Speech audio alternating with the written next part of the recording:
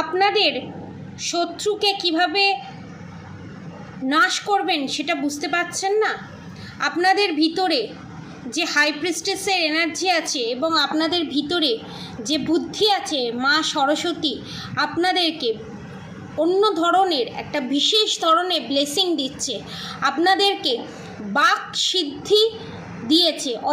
অর্থাৎ আপনাদেররা যা বলবেন তাই সত্যি হয়ে যাবে। অর্থাৎ অভিশাপ দেওয়ার আগে, উল্টোপাল্টা কথা বলার আগে একটু সতর্ক থাকুন, কারণ আপনারা বিশাল বড় ধরনের বাকসিদ্ধি লাভ করতে চলেছেন, ঠিক আছে? এবং শত্রুকে যদি পরাস্ত করতে হয় তাহলে শ্রীকৃষ্ণের বলা বাণীকে বেছে নিন। যতই সে নিজের লোক হোক, আপন লোক হোক,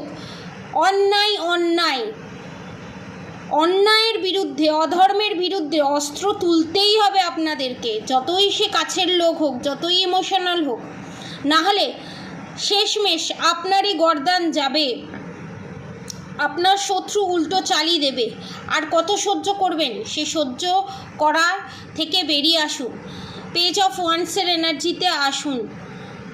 নিজের পাথটাকে, লাইফ পাথটাকে চুজ করুন যে আপনি কোন জীবনটা বেছে নিতে চান। প্যারাডাইস হয়ে বাঁচতে চান, না নিজের কোয়ালিটিকে মেনটেন করে বাঁচতে চান।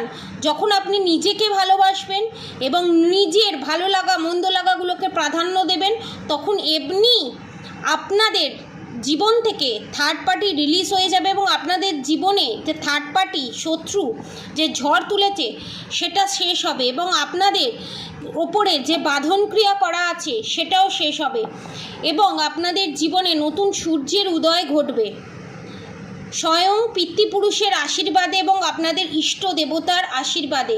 পেজ অফ কাপস এখানে আপনাদেরকে এটা ইন্ডিকেশন দিচ্ছে আপনাদের রিলেশনশিপে যে প্রবলেম, আপনাদের হেলথ ইস্যুতে যে প্রবলেম এবং আপনাদের ইষ্ট দেবতা দেবী লক্ষ্মী নারায়ণ, ঠিক আছে, তাদের পুজো করে তাদেরকে সন্তুষ্ট করুন এবং যে চলে যেতে চাইছে আপনাদের জীবন থেকে তাকে চলে যেতে দিন এবং আপনাদের জীবনে যে নতুন শুরু হচ্ছে সেই নতুন শুরুটাকে অ্যাকসেপ্ট করুন। ছেলেরাই দেখুক, মেয়েরাই দেখুক, যেই দেখুক, যে আপনার জীবনে আসছে তাকে অ্যাকসেপ্ট করুন। সে আপনাকে খুবই ভালোবাসবে।